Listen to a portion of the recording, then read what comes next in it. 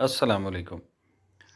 ये देखिए जी, ये यहाँ पर स्वीट लाइम मीठे के पौधे लगाए थे 3। ये पौधा भी, ये जो बड़ा आपको पौधा नज़र आ रहा है, इसके साथ ही लगाया था। ये किसी वजह से दब गया, इसके ऊपर साया ज़्यादा आ गया या पानी नहीं मिला, तो ये बिल्कुल छोटा सा रह गया। अब इसकी शाखें 2 निकली नीचे से, दोनों क्रिस क्रॉस हो रही थी, एक ने दूसरी को बिल्कुल ही साथ जकड़ लिया था, और उससे फिर वो जब हवा चलती है, रगड़ लगती है, तो वो ज़ख़म आ जाता है उसके ऊपर और फंगल अटैक हो जाता है। तो ये जो साथ से शाख हमने काट के उतार दी, ये दोनों मेन स्टेम थी। एक ज़रा सीधी जा रही थी और एक थोड़ी सी टेढ़ी थी। तो जो सीधी जा रही है उसको रख लिया, बाकी इसके साथ से जो छोटी छोटी शाखें हैं सारी ट्रिम कर देंगे।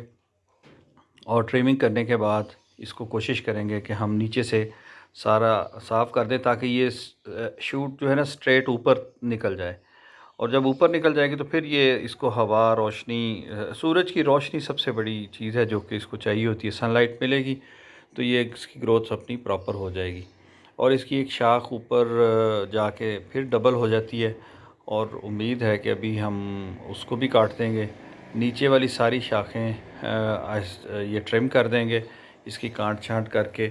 तो ये पौधों की मैनेजमेंट बहुत ज़रूरी है। जो पौधे छोटे रह जाते हैं उसके लिए सबसे आसान तरीका ये है कि उनकी साइड की शाखें काटते चले जाएं। जिस पौधे को आप चाहते हैं कि ये सीधा ऊपर जाए, तो उसको साइड से शाखें काटते चले जाएं और वो अपनी हाइट बढ़ाता चला जाएगा। और जिस पौधे को आप समझते हैं कि उसको हमने नीचे ही फैलाना है, उसकी हाइट कम रहे, उसको जो है आप ऐसा करें कि कर दें, ऊपर से काट दें और उसकी शाखें नीचे फैलना शुरू हो जाएंगी। और ये शाख जो है ना साइड पे डबल हो रही है, इसका बोझ महसूस हो रहा है।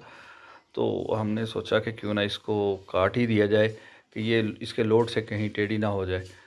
इसके काटने से ये है कि अब ये इसके ऊपर लोड नहीं होगा और ये गिरने से बच जाएगा। तो आज के लिए इतना ही काफ़ी है। सी यू नेक्स्ट टाइम। अल्लाह हाफिज़।